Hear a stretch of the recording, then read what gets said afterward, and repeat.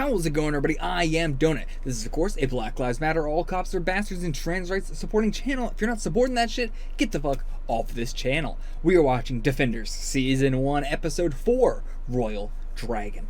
And if all the episodes up to this point have had a very similar naming scheme to the original to one of the other series, like Episode 1, The H Word, Jessica Jones, Episode 2, Mean Right Hook, is that Iron Fist? Kind of. It can also be like a boxing term, but Daredevil only really did boxing titles for like the first 2 episodes, and that's about it. So, I don't know about that. Worst Behavior, Luke Cage. So Royal Dragon, what is that? Is that just Daredevil? I mean, Daredevil titles are just anything. It's just like, it could be literally anything. There's no naming scheme for them. It's just whatever the hell. So that's what I'm going for. But, dragons, Royal Dragons, doesn't really seem like a Daredevil thing. But that's the only thing we got here. It's the only odd one out that we haven't done yet. So that's my guess. What is the Royal Dragon? I don't know. I doubt it's Shao Lao. Like, I doubt it's going to be something like we'd see Shao Lao, or it would be something relevant like the character, quote unquote, coming to seeing in a flashback or doing something in a major. I think it would be a tale of the Royal Dragon, maybe like something that Alexandra says or something like that. That's my guess. Let's jump right into it and find out what the hell it is.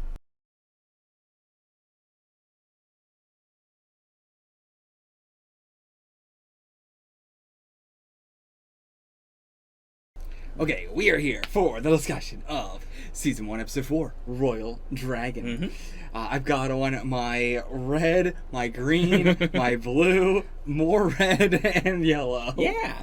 I got it all. Mm-hmm. It's a Super Ranch, but it's got all the colors.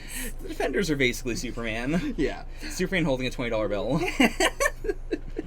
But so for the bat, I just want to talk about like the color theory in the episode and everything. Yeah. It's so good. Really strong. Really love the sign of the Royal Dragon having all of their colors in it and everything like that. Once we get into the restaurant itself has like, there's yellow walls, there's green walls, there's blue walls, there's red walls, and just in general everything has like, there's like the green plantery on the tables and like the more yellowish lighting. There's like the blue aquarium lighting in the back. You got like the red fluorescent stuff. There's the very green lighting just on their table. It's like when they're at the table, they're all like in Danny's green. If they step away from the table, they get a different light. Yeah. Like, all the color plays like this very interesting placement in where it is in the restaurant. Like all the alcohol is blue. Like it's a very like, each character has, it's not just, how am I trying to put it? Like, it's not just that the lighting is behind them in the scene, but that it's all incorporated and it's various things about them. Yeah, it feels like the perfect, like, temporary hideout for them. Yeah. Like, this is a fan. I hope they continued. Like, this was probably only this episode, but I hope Danny pays them for the damages to all this place, and I'm sure he will. But then on top of that, that might make this their continuous place. I could definitely see that. Because they're totally fine with it. Like, they're like, as soon as Danny was just like, yeah, I'll pay your rent, they're like, okay, totally fine. Well, they do insist on having him buy one of everything. 4 of everything. Right, 4 of everything. Well, I don't know why they filled up all the tables in the restaurant. Yeah. It's so weird. I mean, I can respect it. Like, if it's not like you have to pay us an additional like anything you're going to eat or anything. It was just, no, we're making our chefs make this food. Well, he did say they made me order 4 of everything. Yeah. So it is a like, we're gonna take the money, but also like we're gonna write it down as we're rendering services. You're not gonna just pay us thousands of dollars. Okay, I see what.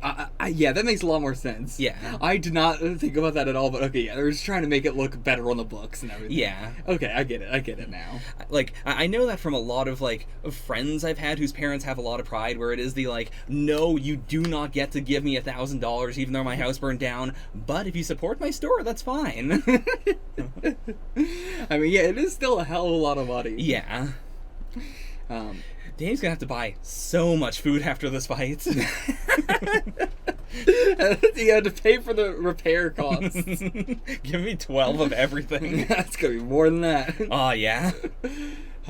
But so that aside, everybody coming together and having this long we were so worried last episode that everybody was just going to go their separate ways, Yeah. and we were going to go off to separate storylines again.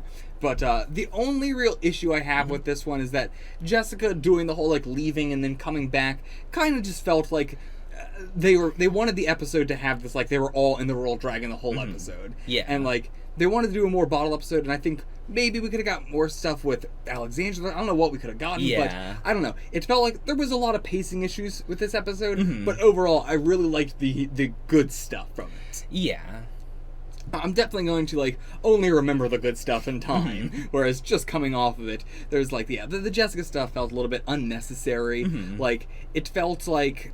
I think that in character she would, not want to be a part of something as big as this and everything like that. I don't feel like it was as realistic for her to do this, like, I'm only here for my client, and although everybody, even though I know this is very much so for my client, it still doesn't, like, matter to her. She wants to separate herself and just do the client thing, which is just going to bring her right back here anyway. And then again, the thing that makes her believe in everything they were talking about was just seeing signatures that someone could have forged to be. Right. I mean, like, why would they? Because it's different names and stuff like that. Yeah. But it's so loose of a thing to be like, I do believe it now. Like, this is the one thing that makes me want to team back up. Yeah.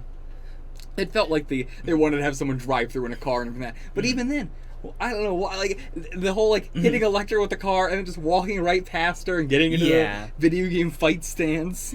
There's a lot of stuff in this episode where I can see why they would want to do all of these things. It's just the way in which they string it all together is a bit clunky. Yeah. And, like, the episode itself is pretty ambitious for, like, getting them all together and doing all these dynamics. Yeah, like, when Alexandra came there, why didn't they just have Alexandra or other people hold somebody at, like, hold the restaurant people at, like, gunpoint or something? Yeah.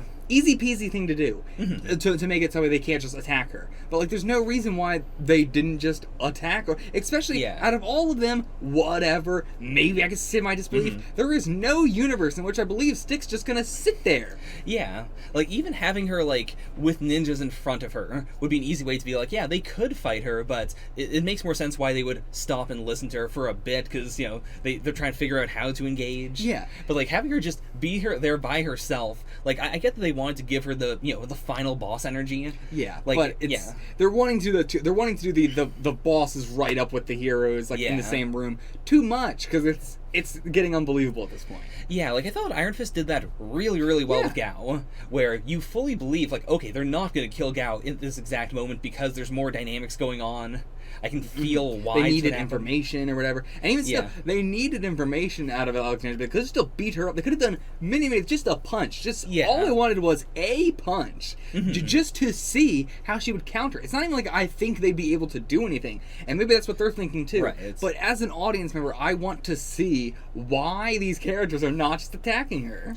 Yeah. And, like, based off of Stick being in the room with her and, like, cutting off his hand and everything, she seemed very scared of him. Yeah. So, and he had one hand. And he was chained up. Or, no, that was even before he cut off his hand. Yeah. Because that was just when he was holding it and he was still chained to the pole. Yeah. And like, she was, like, backing up, like, So, she doesn't seem capable, but yet she must be with the way Murakami was talking about her. So, I don't know. Yeah.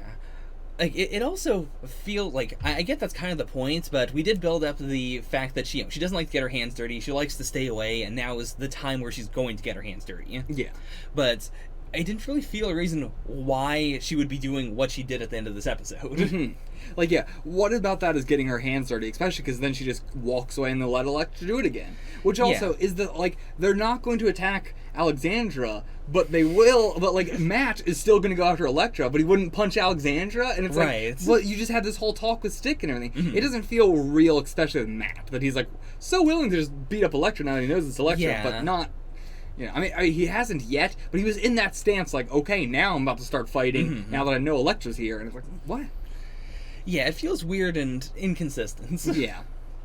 But all that aside, Of course. I really love just having them in the room and talking. And again, same thing as we got last episode with Danny and Luke, but now with all of them. And I just love, this is what I wanted out of the Avengers. This is what I wanted out of the MCU movies. Right, Being it's- able to care about, like, these storylines for each of these characters and thinking about what headspace they are in right now. Yeah. And, like, there's just not a lot of that in the movies. It's a lot of, like, they're in this headspace because of this movie.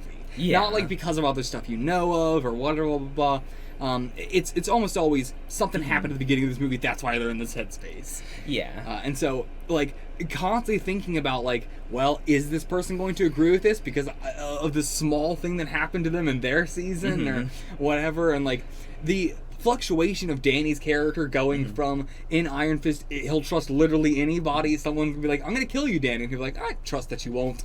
And, you know, then by the end of it, after everything that happened with Kunlun and Davos and Colleen and Ward and everybody, you know, Yeah. he really, like, didn't trust anybody anymore. And then now he is the one sitting here smiling, goofing around, like, come on, guys, we gotta trust everybody. We gotta trust more.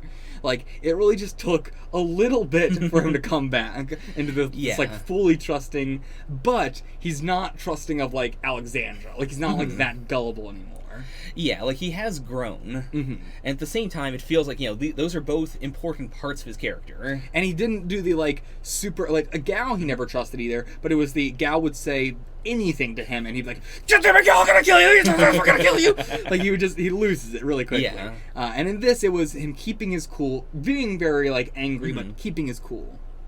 And so, it's really nice to see that from him. Yeah. Matt taking off the mask and everything, incredible. Not something I would have ever thought we got from him. Even with these guys, I always would have thought he would have, you know, kept a secret identity. I was surprised just having the, like, scarf thing on and everything. Right. Like, even that was a little bit like, wow, I'm surprised about that, because I expected him to, with him, like, looking at the suit and everything like that, I was expecting the next time or anytime we ever saw them together, he would always be in the suit. Yeah.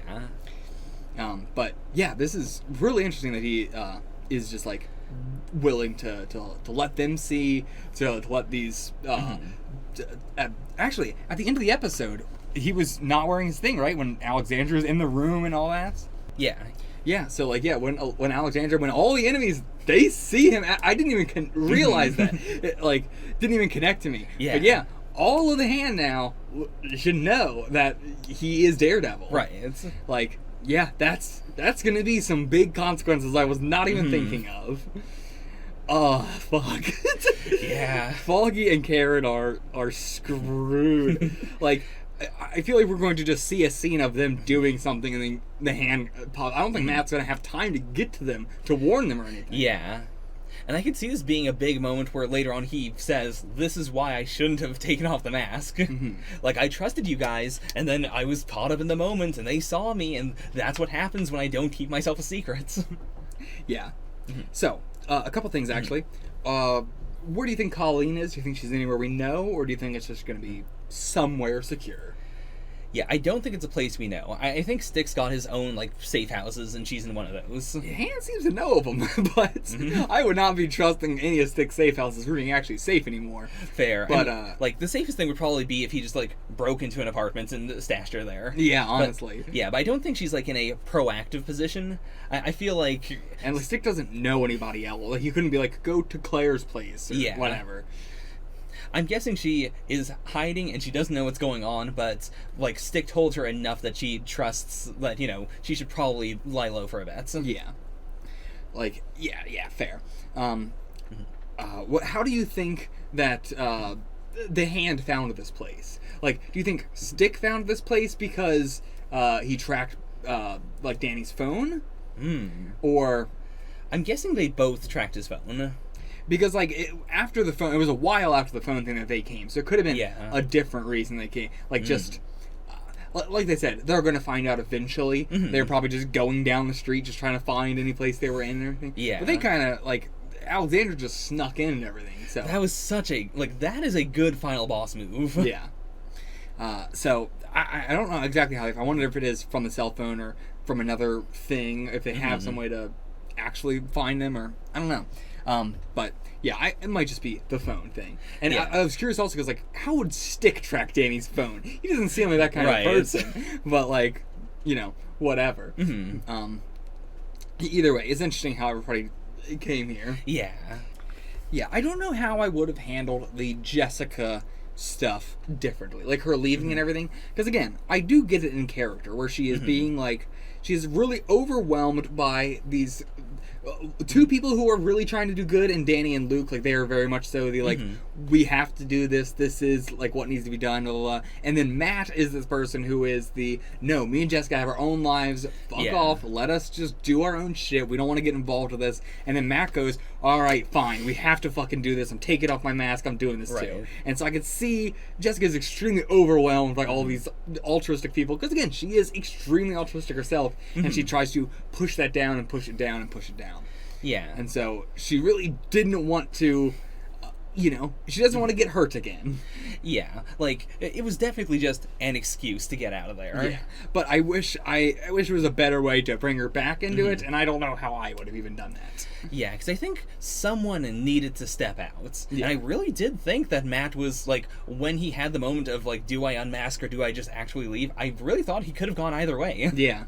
Which, I mean, very hard to do a moment like that in a series where I don't immediately go, well, obviously he's gonna stay. Yeah, like, I was like, I don't know if he's going to unmask or not, because it's not a good idea to unmask. Like, it is, you understand Matt completely of, like, there's no real reason why he needs to unmask. Yeah. They're just kind of all being assholes, honestly. Because it's like, they don't recognize him. They have no idea who this is. Yeah, but, like, at the same time, it would give better trust for everybody here to do that. Like, there is no reason why he needs to, and so I think that's why it adds this, like, is he going to or is he not? And yeah, very much so enjoyed that, and being able to question that at all. But yeah, like, I don't think there's a better way to do the Jessica steps away. Like, I guess you could have... No, because I really like that she did go and check on the family. Like, that she was being very proactive. I think it's just that she spent a lot of time But I mean, she only checks on the family because of the, like, okay, they are immortal. Right. So, like, maybe just cut all of that out and just have her go meet the family and then see the guy. And, like, maybe that is it. I think my main problem is just the, like... there was this other, on top of this, her changing her mind on this morality aspect of it, she also changed her mind on the, okay, now I believe that they are immortals and blah, blah. Like, that was the one where I was like, that's weird. Yeah, it would have been enough for her to just know, like, okay, they're in danger, I'm going back. Yeah. I really, really love Luke and Danny, especially. Like, their dynamic is not one that I thought was going to be one at all. Like, I just... was not expecting that to be a primary dynamic in the show. And man, it's adorable. I love it. Yeah. It's so cute. They're so great together. Absolutely love it. And yet, Stick being here as their mentor is so nice. It's the kind of thing where I really appreciate having, like, a good enough redemption arc. Right. Like, in this almost off screen. Like, Stick has not only been redeemed on screen very much so, more so that just he got dunked on so hard that now it's like that like catharsis from that is still here. Where like Matt can, like, Stick can be here as the mentor, but Matt can also be like the, oh, shut the fuck up, old man. Yeah. And then Stick will just be like, like, he doesn't like bark back as much as he used to. Yeah. He'll like wait a bit and then give like a clever response, but it's not the like angry responses he's given to Matt plenty of times in the past. Or, like, the ordering everybody to do this, and, Yeah, because in Daredevil Season 2, he had way more of a power differential, like, with the chase. Like, he had assassins he could send after people, he had a base, he had stuff, he had more resources. And, like, with a group like the Defenders, where they're all kind of scattered, and none of them have a whole lot except for Danny. Yeah. Like, it would be very easy for them to just kind of be, like, pawns to him. I think he really did need to lose everything before this dynamic would make sense. Yeah. And, like, it does, I feel like he's not going to kill Elektra if he gets the chance. Yeah. Whereas, in Season 2 Daredevil, he was sending people after her to kill her ass. And, like, I can feel the difference now. I can feel the hesitation. I can feel that Matt's words have changed him. And so, it's really nice having him there as their mentor, as this kind of, like, he has a lot to share with them, and at the same time, he has to kind of defer to them. Yeah. Like, he has to, like, you guys have to want to do this, I understand now. And yet at the same time, he's not going to just like sit back and be like, now I'm just gonna say you have to do this. Like he's really gonna try and convince them and everything. Yeah. But like, yeah, I like that. Also, the green that Stick has always like for his like colors now feels so much more like I wonder if that was planned the whole time as like he is a member of Kunlun even though they were yellow. Yeah. But Danny's color is green and like that whole thing. Yeah. Yeah, I wonder if that's something there. I can definitely see it. Like they were seeding the symbol of Shao Lao since Daredevil season 1. Yeah. And yeah, I really like Danny having the like shonen protagonist like, oh, I have to eat so much because my chi just burns it all up so fast. Yeah. I think I would have maybe liked it if we got one scene of that in Iron Fist, or just him like saying he was hungry after doing something. But I always love that trope of just using up a lot of energy, so you gotta eat a lot. And him making Luke eat the dumpling is so good. Yeah. So, we got a lot more lore for the hand. Not a lot more, but somewhat more, I guess. Yeah. First off, Stick saying that they're behind Chernobyl and behind Pompeii. I don't want to believe that, but at the same time, their goal here does seem to be destroying Manhattan. Like, their whole goal seems to be destroying stuff. Right. But why? What the fuck does that have to do with immortality? What does that have to do with power? What does it have to do with fame or wealth or anything? Like, it's just destruction. Especially the two you mentioned, Pompeii and Chernobyl. There's nothing to gain out of those. Yeah.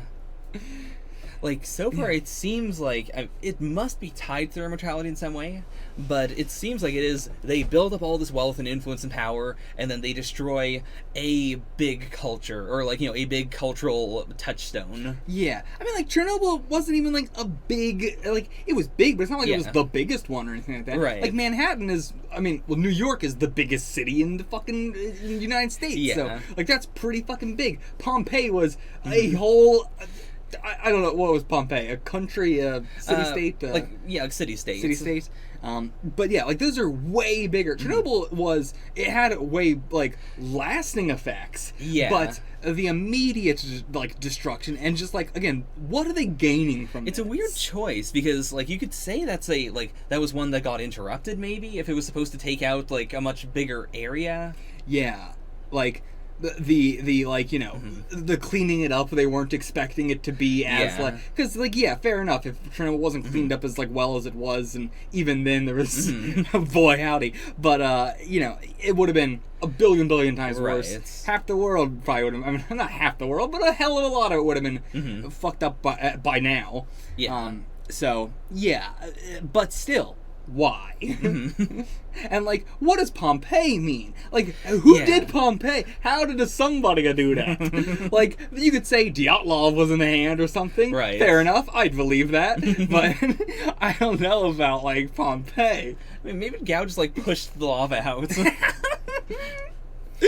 But it's also like, one is a natural thing, the other one is a very, very man-made thing, right? And then this one is also seemingly very man-made, but not like a technical failure. It's not like Chernobyl would have been, they call it the technical failure. This is like they're exploding stuff underground, but it's not like they're trying to cause an earthquake. It's not like they're trying to cause natural disasters, right? So what is all of this for? Like, they definitely don't want people to know that it's man-made, so maybe the end goal is we're going to do a big explosion and people are going to think it's an earthquake. Yeah, but, like, yeah, they definitely want people to think it's an earthquake or something, but I don't know, that was not even their whole thing. Like, it's going to be a much bigger thing, so... Yeah, that was just set up for something. Yeah, and what was that set up for? I don't know. There was also the hand originated as 5 people who wanted to do immortality instead of healing everything. Which I assume that means you can either do healing or you can do immortality. Like, in order to do immortality, you need to do... I mean, like, the immortality seems to have nothing to do with chi, so I'm not sure how it's a connected sort of thing. Because, again, the immortality thing is the whole blood farming thing. So... do you have to have people have ki? Like, did those kids have ki? But why would they have had ki? It's not like they were training it or anything. I mean, Right. everybody has ki, but I mean, if anybody has ki, then they would be able to do it with anybody. Yeah. But it seems like they needed young people. Yeah, like that was a specific like bacterial thing. Yeah. So, yeah, that was not really ki. So, Yeah, I'm curious to see like if this is a perverted version of a Kunlun tradition. I want to see what the original one is like. yeah. Because like that's a problem in a lot of series where it is the like, oh, they did the dark path and now they have to kill 5,000 babies, and it's like, well, what was the original thing they perverted? What were you doing with the babies otherwise? It's also like if you need like a bunch of, you know, you need the blood harvesting to do the immortality thing, but then you also need like it seems like only one person can be the Iron Fist, so only one person can heal, because nobody else we've ever seen heal. Like Davos hasn't healed and he's been injured. Why hasn't he just gone ki healing? Right. You know, like. Or I mean, not like the same. Like he can't make it come out of his hands. So he couldn't heal somebody else, but he should be able to heal himself. You would think. Yeah. And we've never seen anybody but Danny use ki. They should be able to, but we've never seen it. We've seen Gao with the push. Presumably that's key. Huh? Yeah, that's a good point. That's a good point. Yeah. But then, that's basically the Iron Fist. Is it not? Like, being able to make ki go out. I guess she's not, like, centering in her hand. She's just kind of, I guess, forcing all of her ki out of one part of her body. I guess that's the difference. Yeah. Like, the Iron Fist seems to be a specific, like, it all goes into one point, and that point is glowing, and then you can do stuff with that point. Yeah. Okay, I'll buy that. We've seen Gal do it, sure. Sure.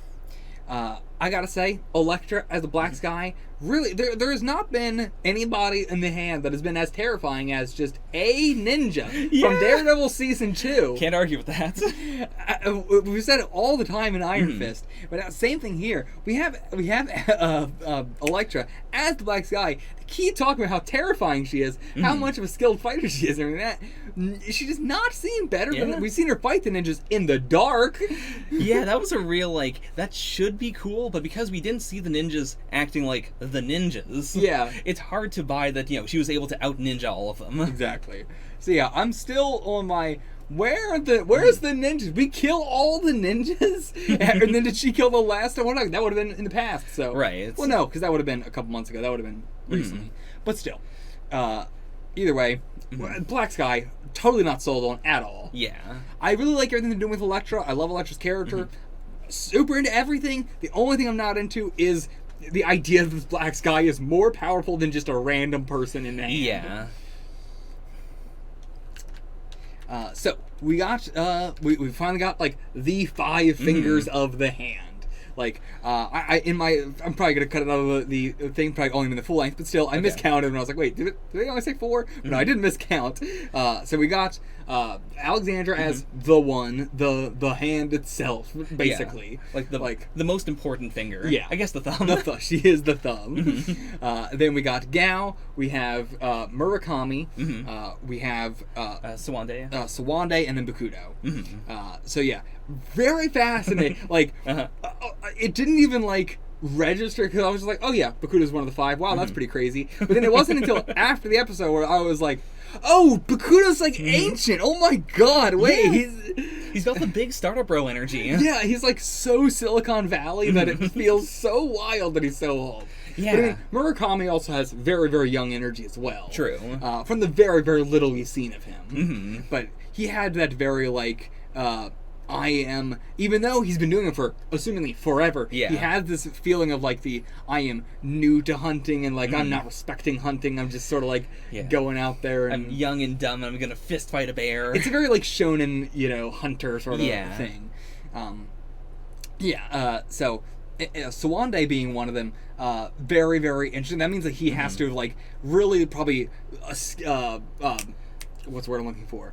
Shaped the landscape. Like, he is an African warlord, but he's probably the African warlord. Yeah. Like, there's so much more, or so much different context from just being like, someone just saying like, oh yeah, watch out, he's an African warlord, to he is the one. He is the African warlord.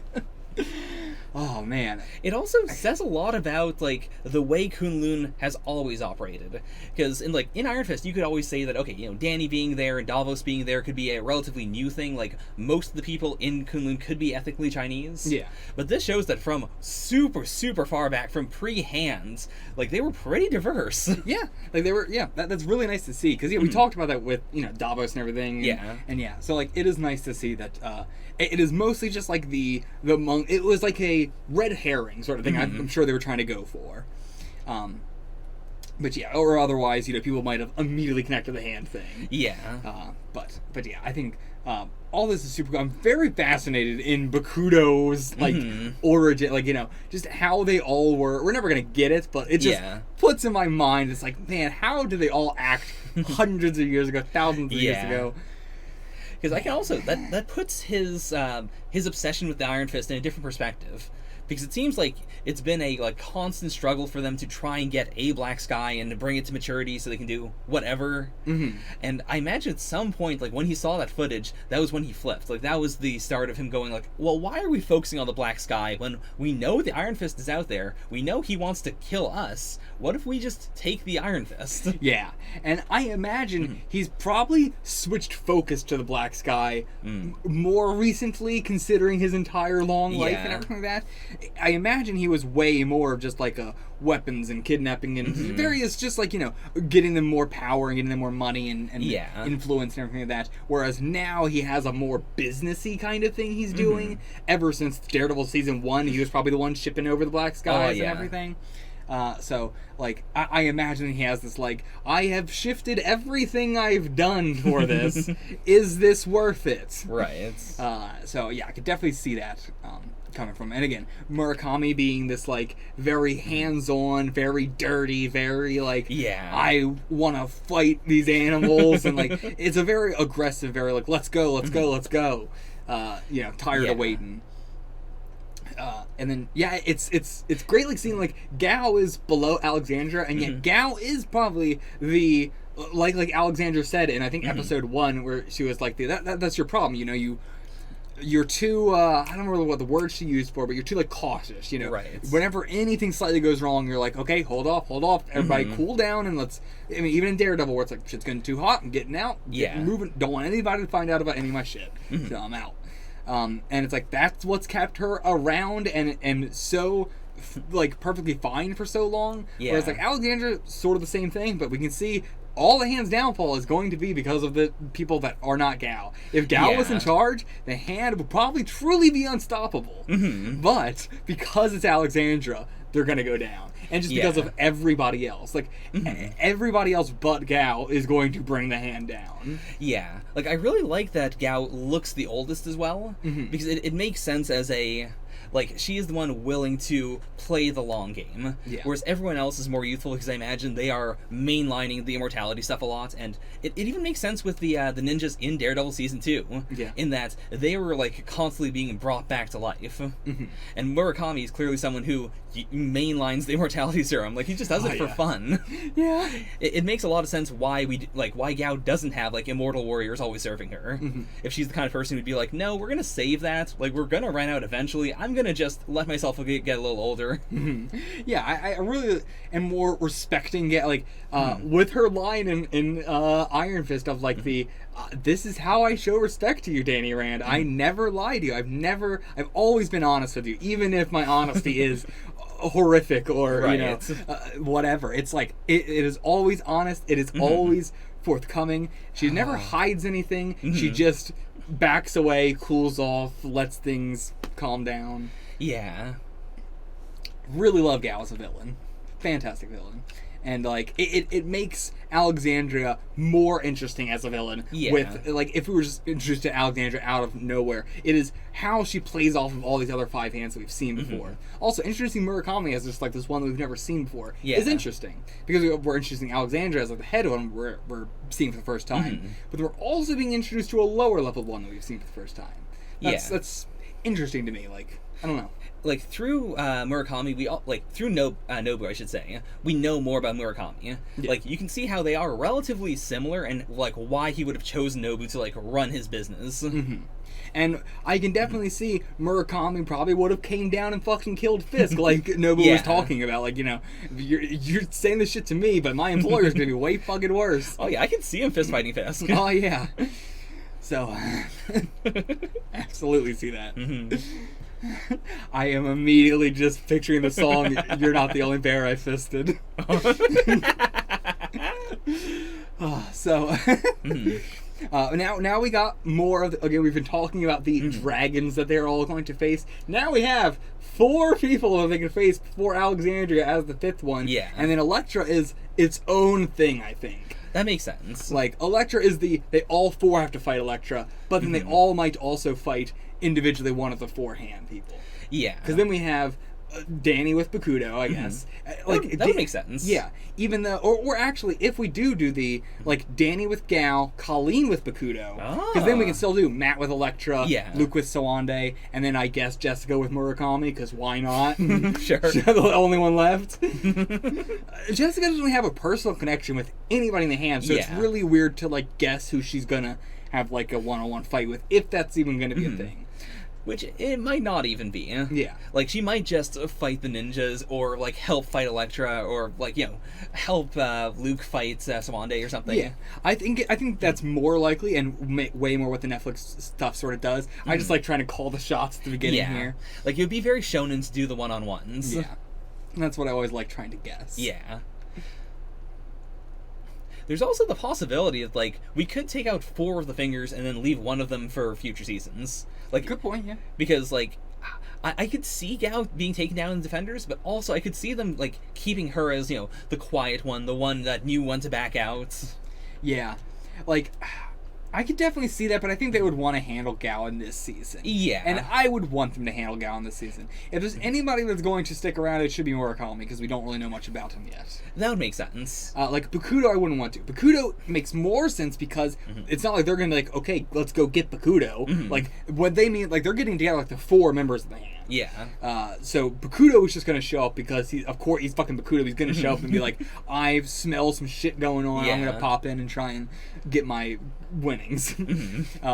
And so that he also has a hell of a lot of money right now and everything. Yeah. He's got all that shit that was siphoned out of the brand, so... Plus, like, we could do some interhand conflict if he shows up and Gao's like, hey, by the way, you tried to kill me. Yeah. I mean, if he shows up, he's absolutely going to be fighting the hand and everything. Right. Like, but he's also going to be fighting... I think he's going to be trying to tell the defenders to, like, help him. But in a, like... Danny being like, he's going to kill us right afterwards. Yeah. Like, you know, I imagine it's going to be a lot of manipulative shit. Like, the defenders aren't going to know what the hell's going on, so Right, they're going to try and help him, even though it's probably bad. Yeah, so I'm really looking forward to Bakudo coming back and, like, just, like, him talking with the rest of the hand about, like, when he betrayed them and blah, blah, blah. And, like, okay, like, I mean, like, I get now why they're like, we are a separate faction of the hand. Like, you know, he's totally lying about all, like, we're the good faction of the hand, blah, blah, blah. But, like, we are this separate faction of the hand, and they weren't just, like... It wasn't like, we are the hand and then we got away. It was, we want to be the hand. Yeah. We very, very much so. Now it's very clear. Like, there were so many lines in, like, of, like, Claire saying, Colleen, like, have you ever thought of a different name? Anything else? But it's Right. like, now I get it. You want to be the hand. And, like, Colleen didn't get that. Yeah. She thought they were... a version of the hand, but that they were good. They were away from the hand and everything that. But, you know, all you got to think about is just, why didn't they change the name? Yeah. Oh, get it? Yeah, obvious. Yeah. I'm glad Danny didn't even, like, question joining Alexandra or anything like that. Like, yeah. Could definitely see something going in another series just taking it in a boring direction. But yeah, I like how antagonistic he is. I mean, we've said it before, I love that he is the heart of the team, that he is the one pulling them together. Yeah. I think that's it. I think we covered basically everything. Anything else you want to cover? I think we're pretty good. All right, then we will see you guys for the next one. Until then, get the fuck out of here.